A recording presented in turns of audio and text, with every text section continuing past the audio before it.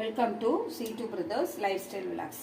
இன்றைக்கி நம்ம சேனலில் என்ன பார்க்க போகிறோம்னா, பூண்டு ஊறுகாய் எப்படி பண்ணுறதுங்கிறத பார்க்க போகிறோம். நான் முதல்ல பூண்டு ஊறுகாய் பண்ணுறது நான் போட்டிருக்கேன். அது எப்படி போட்டோம் அப்படின்னா, இந்த பூண்டில் பாதி பூண்டு நறுக்கி கட் பண்ணி தனியாக எண்ணெயில் போட்டு வறுத்துருவோம். பாதி பூண்டை தான் நம்ம அரைச்சிட்டு மசாலையெல்லாம் போட்டு தாளித்து விடுவோம். இப்போ இது வேறு விதமாக நம்ம போட போகிறோம். ஏன்னு கேட்டால், பூண்டு ஊறுகாய் சாப்பிட்டு பார்த்துட்டு கஸ்டமர்லாம் அதில் பூண்டே கம்மியாக தான் இருக்குது, மசாலா தான் நிறைய போடுறீங்கிறாங்க. ஆனால் நாங்கள் பூண்டு நிறைய போடுறோம். அரைச்ச உடனே அந்த விழுதெல்லாம் கம்மியாயிடுது. இன்றைக்கி நம்ம முழு பூண்டு போடுவோம். இதோ பாருங்கள், இது 1/2 கிலோ பூண்டு. அதில் 1 டம்ளர் மட்டும் அரைச்சி போடுறதுக்கு எடுத்து வச்சுருக்கேன். மீதமெல்லாம் நம்ம முழு பூண்டாட்டு தான் போட்டு ஊறுகாய் தாளிக்க போகிறோம். இப்போ அதுக்கு தேவையான பொருட்கள் என்னென்ன அப்படின்னா, நல்லெண்ணெய் நல்லா 2 டம்ளர் ஊற்றணுங்க. அது நான் தாளிக்கும் போது உங்கள்கிட்ட காமிக்கிறேன். இப்போ பூண்டு 1/2 கிலோ, அதில் 1 டம்ளர் நம்ம தனியாக வறுத்து அரைக்கிறதுக்கு எடுத்து வச்சுருக்கோம். இந்த பூண்டையும் நம்ம வறுத்துடணும். இப்போ அதுக்கு மசாலா என்னென்னா, 1/4 கிலோ பூண்டுக்கு 30 மிளகா எடுத்துக்கணுங்க. இப்போ இது 1/2 கிலோ பூண்டு, நான் 60 மிளகா எடுத்து வச்சுருக்கேன் பாருங்கள். அதோட மிளகாயும் நம்ம எண்ணெய் போட்டு வறுத்துக்கணும். தாளிக்கிறதுக்கு கடுகு, உளுந்தம்பருப்பு எடுத்து வச்சுருக்கேன். இது ரெண்டும் போட்டு தாளிச்சிடணும். இப்போ வெந்தயம், ஜீரகம் இதெல்லாம் நம்ம வறுத்துக்கணும். வெந்தயம் கொஞ்சம் 2 ஸ்பூன் எடுத்திருக்கேன் பாருங்கள். ஜீரகமும் 2 ஸ்பூன் எடுத்திருக்கேன். கொஞ்சம் போல் தனியா எடுத்திருக்கேன். அது கொஞ்சம் நல்லா சேர்ந்த மாதிரி வரும், அதனால் தனியா கொஞ்சம் எடுத்திருக்கேன். இப்போ இது எல்லாமே நம்ம வறுக்கணும். வறுக்கும் போது பெருங்காயம் நம்ம சேர்த்துக்கணும். கருவேப்பிலையும் உப்பும் தனியாக வறுத்து வச்சுக்கணும். கருவேப்பிலை நல்லா 2 புடி எடுத்திருக்கேன் பாருங்கள். இதோ பாருங்கள், கருவேப்பிலை தேவையான அளவு உப்பு எடுத்திருக்கேன். அது நம்ம லாஸ்ட்டாக சாப்பிட்டு பார்த்து போட்டுக்கலாம். இப்போ இதுவும் தனியாக வறுத்துடணும். வெந்தயம், ஜீரகம் இதெல்லாம் தனியாக வறுக்கணும். வறுத்துட்டு தாங்க நம்ம தாளிக்கணும். இப்போ நம்ம எல்லாத்தையும் வறுப்போம். இதை பாருங்கள், ஃபஸ்ட்டு மல்லியை வறுத்துருவோம்.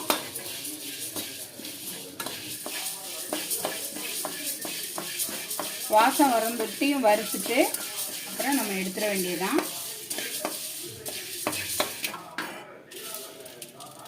இன்னும் சத்த வறுக்கணும். இதை நம்ம கொட்டிடுவோம். அடுத்தது வெந்தயம்.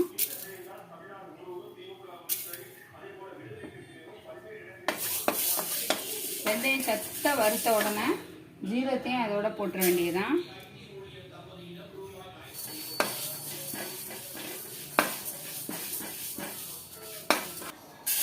அடுத்தது கடுகு நம்ம வறுத்துருவோம். தாளிக்கிறதுக்கும் கொஞ்சம் கடுகு போடணும். இப்போ இதை அரைக்கிறதுக்கு கடுகு வறுத்து கொட்டணும்.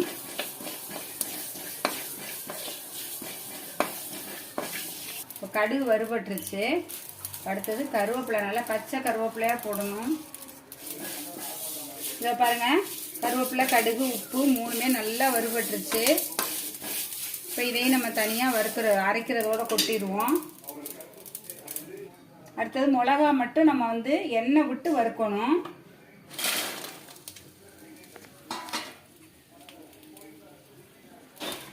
காஞ்ச மிளகாயாக இருந்தாலும் வறுத்து போட்டோம்னா நல்லா வாசமாக இருக்கும். இதை பாருங்கள், நல்லெண்ணெய் விடுறேன். நல்லா 2 டம்ளர் விடுறேன் பாருங்கள். ஏன்னா ஊறுகாய் கொஞ்சம் எண்ணெய் இருந்தால் தான் ஊறுகாய் கெட்டு போகாமல் இருக்கும். எண்ணெய் காயட்டும். இதை பாருங்கள், எண்ணெய் காஞ்சிருச்சு. இப்போ நம்ம புளி எடுக்க ஃபஸ்ட்டு மறந்துட்டோம். இப்போ புளி பாருங்கள், ஒரு நெல்லிக்காய் சைஸு போட்டிருக்கேன். அதையும் வறுத்துருவோம்.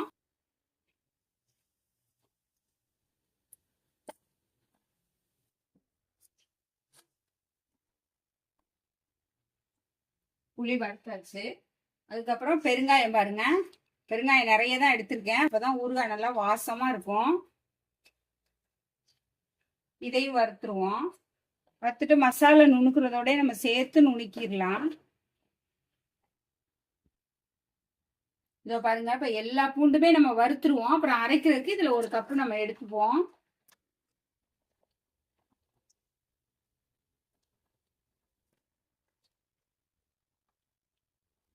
வறுக்கட்டும்.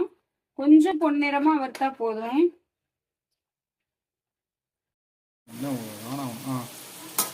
இதோ பாருங்க, இந்த அளவுக்கு வறுத்தா போதும். இதை அள்ளி நம்ம தனியா வச்சுப்போம். இதோ பாருங்க, இப்ப அதே எண்ணெய் தான் பூண்டு வறுத்துட்டு மீத எண்ணெய் வச்சிருக்கேன் பாருங்க. எண்ணெய் நல்லா காஞ்சிருச்சு. கடுகு 2 ஸ்பூன் எடுத்திருக்கேன். கடுகு போடுவோம் ஃபர்ஸ்ட். கடுகு வெடிக்கட்டும்.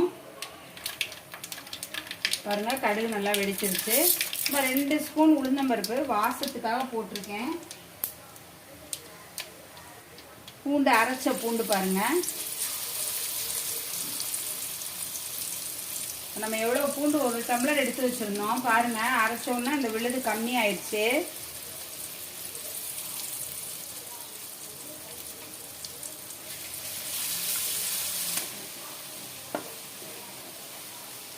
இப்போ இதோட நம்ம அரைச்சி வச்சுருக்க பொடி ஃபுல்லாக போட்டுருவோம். வறுத்து எடுத்து அரைச்சது பாருங்கள். இதோ எல்லாமே நுணுக்கியாச்சு. இப்போ இது ஃபுல்லாக இதில் கொட்டணும்.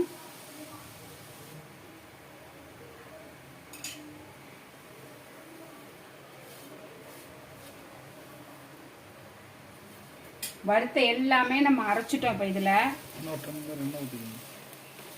இப்போ பாருங்கள் நம்ம 2 டம்ளர் எண்ணெய் விட்டோம். பத்தலை பாருங்கள். இப்போ இதிலே நம்ம இன்னும் 1 டம்ளர் எண்ணெய் மிக்ஸ் பண்ணணும். இதை பாருங்க நான் எண்ணெய் விடுறேன் பாருங்க.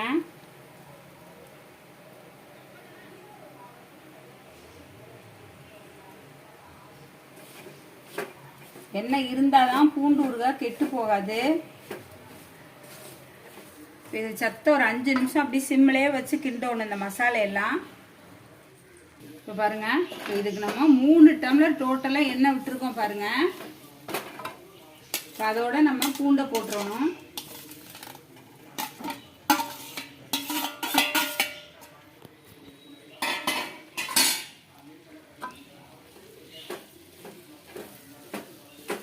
ஃபுல்லாக எண்ணெயிலே தாங்க வேகுது மசாலையும் பூண்டும்.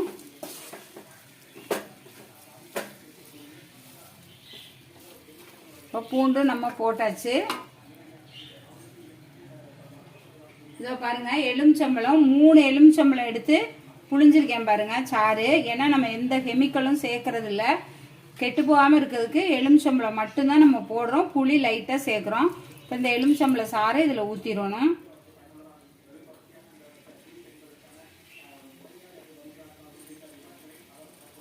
ஊற்றிட்டு கொஞ்சம் மஞ்சத்தூள் போடணும். ஏன்னா மஞ்சத்தூள் நல்லது உடம்புக்கு, அதனால கொஞ்சம் போல சேர்க்கணும்.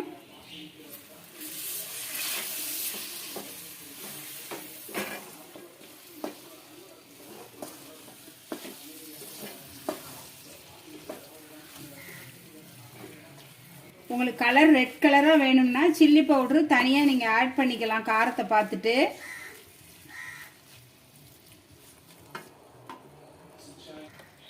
இதோ பாருங்க இப்போ இன்னும் 1 டம்ளர் நல்லெண்ணெய் விடுறேன். இதை பாருங்க செக்கில் ஆட்டின நல்லெண்ணெய்.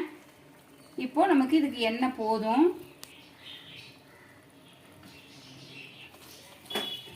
இப்போ இதை நல்லா 1/4 மணி நேரம் அடுப்பை சிம்மில் வச்சு வேக விடணும். உப்பு சாப்பிட்டு பார்த்துட்டு பத்தலைன்னா நம்ம போட்டுக்கலாங்க. அதுபோல் வெல்லம் சேர்க்குறவங்க கொஞ்சம் போல் சேர்த்துக்கலாம். நாட்டு சர்க்கரை லைட்டாக சேர்த்துக்கலாம் 2 ஸ்பூன் அளவுக்கு. வேண்டான்னா சேர்க்க வேண்டாங்க. இப்போ ஊறுகாய் நல்லா 1/4 மணி நேரம் அதில் வேகட்டும். இதை பாருங்கள் சூப்பரான பூண்டு ஊறுகாய் ரெடி ஆயிடுச்சு பாருங்கள். ரொம்ப நாளைக்கு இந்த ஊறுகாய் கெடாமல் இருக்கும். இதே மாதிரி நீங்களும் செஞ்சு பாருங்கள். பிடிச்சிருந்துச்சுன்னா சப்ஸ்கிரைப் பண்ணுங்கள், எங்களுக்கு சப்போர்ட் பண்ணுங்கள்.